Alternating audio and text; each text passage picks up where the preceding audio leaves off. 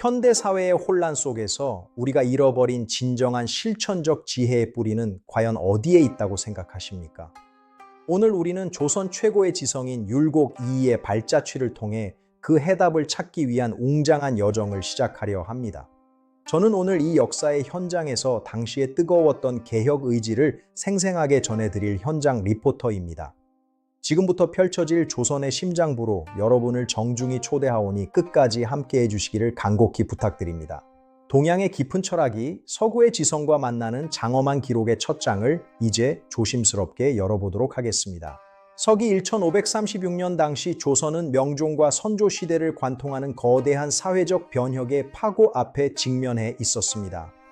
강원도 강릉의 수려한 자연 환경은 율곡이라는 거대한 거목이 자라나기에 더할 나위 없이 훌륭한 토양을 제공해 주었습니다.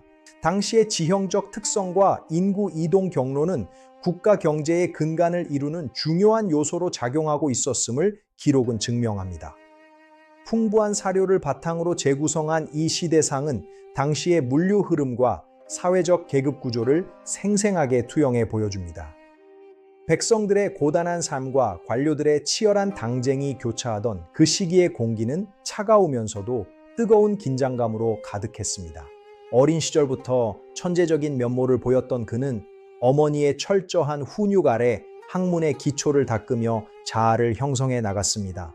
신사임당이라는 위대한 여성 예술가이자 교육가의 영향은 그가 훗날 성리학적 도덕 정치를 펼치는 데 근간이 되었습니다. 오죽헌의 대나무 숲을 거닐며 사색에 잠기던 소년의 눈에는 이미 세상을 구제하겠다는 원대한 포부가 담겨 있었습니다. 9번의 과거 시험에서 모두 장원을 차지했다는 놀라운 기록은 그의 학문적 깊이가 이미 경지에 도달했음을 입증합니다. 당시의 교육 제도와 서당의 풍경은 그가 처했던 치열한 경쟁 사회의 단면을 적나라하게 보여주는 중요한 자료입니다. 우리는 그가 남긴 일기장과 편지들을 통해 천재라는 수식어 뒤에 숨겨진 인간적인 고뇌와 끊임없는 노력을 발견합니다. 성리학의 핵심 난제였던 이와 기의 관계에 대해 그는 기발 이승일 도설이라는 독창적인 이론을 정립하며 학계에 파란을 일으켰습니다. 만물의 근원인 이와 현상을 주도하는 기의 조화로운 관계 설정을 통해 그는 우주의 질서와 인간의 도덕성을 설명했습니다. 그의 사상은 관념적인 논쟁에 머무르지 않고 현실의 제도와 법령을 개선하는 강력한 이론적 도구로 사용되었다는 점이 놀랍습니다. 수많은 학자들이 모여 치열하게 논쟁하던 성균관의 풍경은 당시의 지적 에너지가 얼마나 뜨겁게 타올랐는지를 보여주는 증거입니다. 역사적 기록들을 통해 그의 철학이 어떻게 행정의 근간으로 환원되었는지 구체적으로 분석해보는 과정은 필수적입니다. 우주의 원리가 인간의 마음속에 내재되어 있다는 그의 주장은 개인의 자발적인 도덕 실천을 이끌어내는 강력한 동력이 되었습니다. 정계에 투신한 그는 관료 사회의 부정부패를 척결하고 국가 기강을 바로잡기 위해 서슬퍼런 개혁의 칼날을 휘두르기 시작했습니다. 임금에게 올린 수많은 상소문에는 당시 조선이 처한 위기 상황이 구체적인 사례로 꼼꼼하게 기록되어 있어 놀라움을 줍니다. 그는 공납의 폐단을 지적하며 대동법의 선구적인 형태인 수미법을 제안하여 백성들의 세금 부담을 획기적으로 줄이려 노력했습니다. 조정의 치열한 당쟁 속에서도 그는 어느 한편에 치우치지 않고 오직 국익과 민생을 최우선으로 생각하는 강직한 태도를 유지했습니다. 수백 명의 관리들이 지나가는 궁궐의 회랑에는 그가 제안한 개혁안을 두고 벌어지는 긴박한 토론의 열기가 여전히 남아있는 듯합니다. 군사력의 약화를 우려하여 제안한 10만 양병설은 당시의 국제 정세를 정확히 꿰뚫어 본 선구자적 통찰의 산물임이 분명합니다.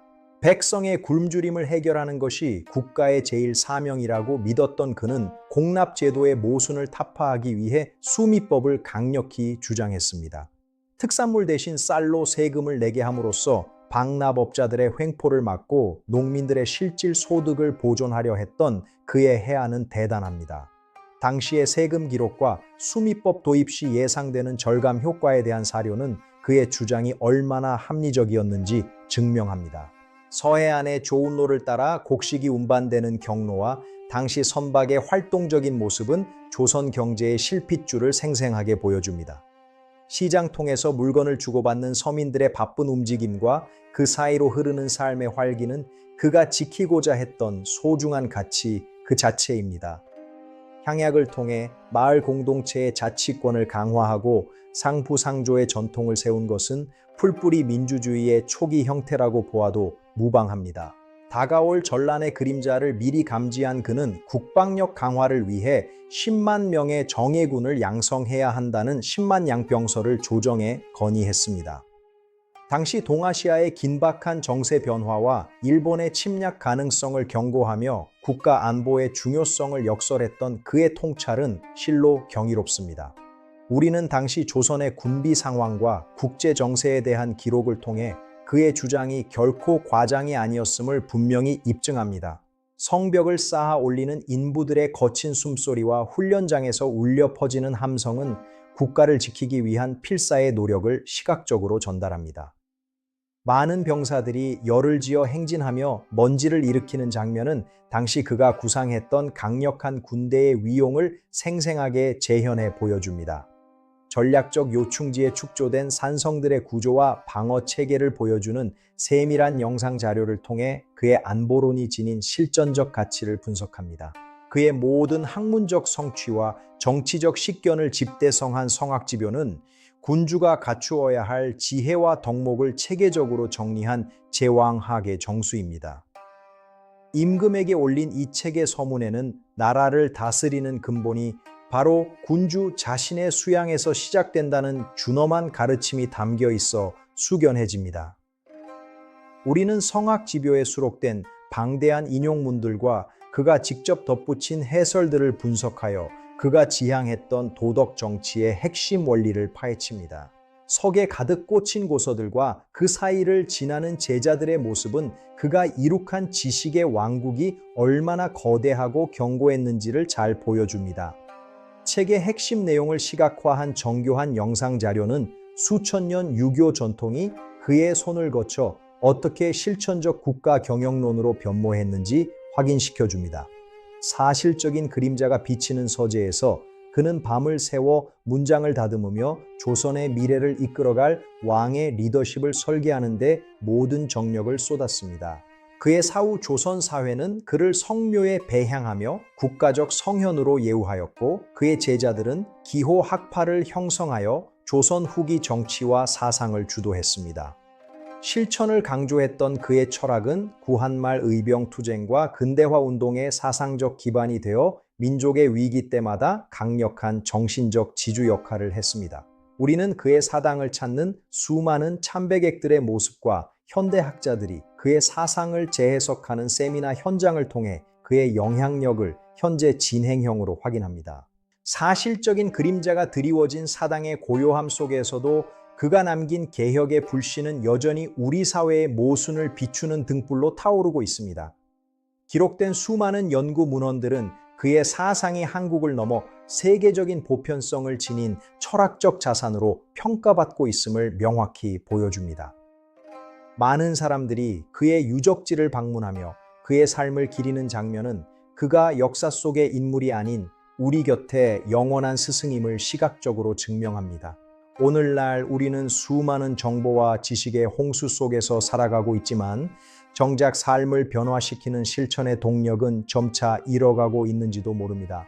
율곡 이이가 500년 전 우리에게 던진 질문은 단순히 과거의 유물이 아닌 현재의 우리 삶을 지탱하는 가장 강력한 윤리적 기준입니다.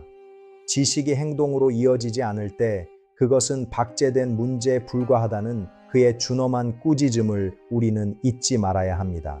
사회적 약자를 배려하고 공동체의 안녕을 위해 자신을 헌신했던 그의 실천적 삶은 현대 시민 의식의 원형이라 부르기에 부족함이 없습니다. 우리는 그의 철학을 통해 갈등과 반목으로 가득한 이 시대를 치유할 수 있는 상생과 통합의 지혜를 다시 한번 발견하게 됩니다. 기록된 수많은 역사적 사실들은 실천이 뒤따르지 않는 학문이 얼마나 허망한지를 우리에게 반복적으로 경고하고 있습니다.